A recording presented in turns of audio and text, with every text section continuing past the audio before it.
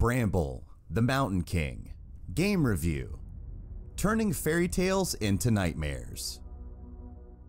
Have you ever had a dream devolve and deteriorate on you until it becomes a terrifying nightmare?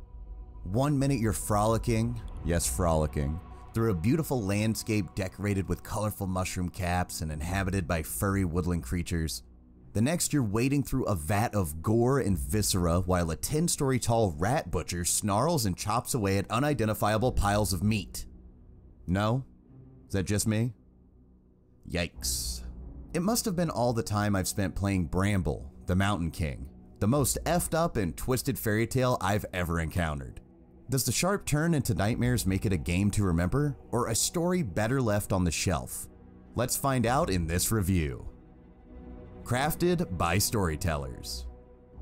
Bramble the Mountain King was developed by the Sweden-based Dimfrost Studio and published by Merge Games. Dimfrost's previous project was the similarly fairy tale driven, though to a lesser extent, story exploration game A Writer and His Daughter, a VR title that works as an excellent test run for the studio's sensibilities. With Bramble, Dimfrost has gone several steps beyond what they established in their freshman project to create what feels like a classic fairy tale we might have heard as children.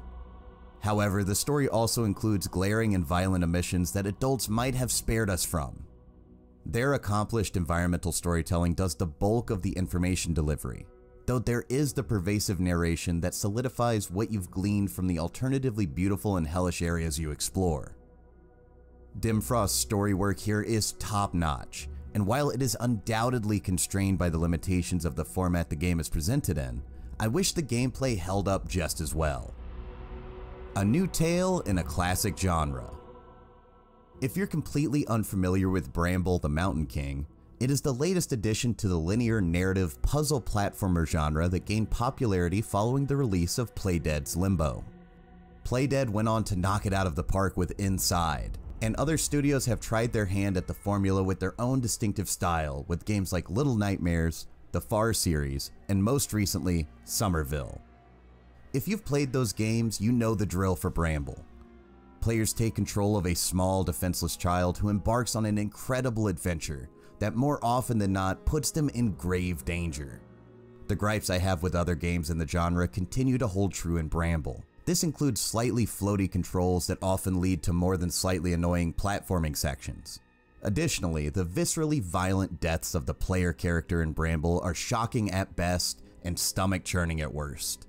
This is a 6 or 7-year-old child after all, and seeing him be chopped in half, eaten, or clamped in a bear trap doesn't exactly sit well with me. However, I do understand that that's probably the point. You aren't supposed to want the child to be maimed and mutilated, and the level of control afforded to you seems like it might be intentional, like poor combat mechanics in survival horror. Another design carryover from Limbo and its ilk in Bramble is its signature trial and error gameplay. Unless you have lightning-fast reflexes or some kind of clairvoyance, you're going to have to fail a sequence in order to understand how to deal with it. These occurrences are semi-frequent throughout Bramble the Mountain King's roughly 4 hours of gameplay, but at least the reloads are mercifully short, and the checkpoints are generous enough that you never lose too much progress. It's not a style of gameplay I would prefer, but it keeps true to the genre and things do move along at a steady pace. Bramble has plenty in common with the narrative exploration games that came before it, but what sets it apart from its contemporaries is how it vacillates between color, dreamlike fairy tale, and cruel brutality. Tiptoe through the tulips and tendons.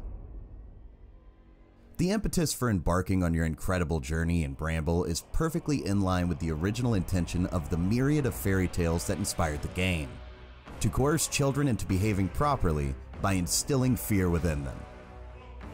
The game picks up with Olle, our unlikely hero, waking up from a nightmare.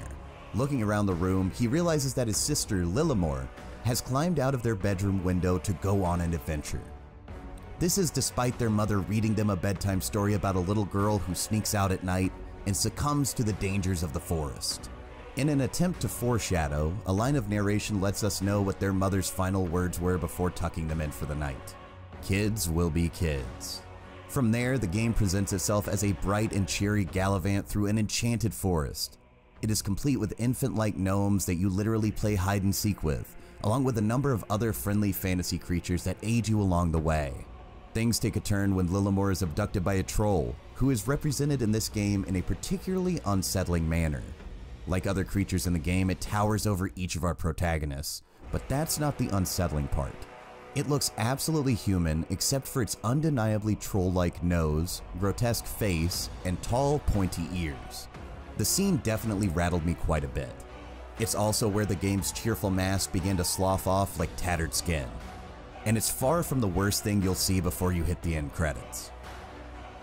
Before you know it, you're escaping unseen threats by wading through maggot-infested gore and coming face to face with no less than 7 terrifying boss characters, culminating in the titular Mountain King. These fights, they mostly consist of running away or hiding, aren't always particularly fun. They're always creative and visually stunning, much like the rest of the game. I won't soon forget Nakin's sharp head turn and slink into the lake to terrorize me as I hopped across lily pads, or the guttural snarls the troll makes as you try to stay out of its spotlight. This is not a children's story. It's easy to forget when you're playing with gnomes or strolling through a field of clovers, but Bramble the Mountain King is an M-rated game, and it definitely earns that designation. It definitely doesn't pull any punches when it comes to its content, and it warns you of as much before you even see the start screen. There are portions of this game that shook me to my core, and not always in a good way.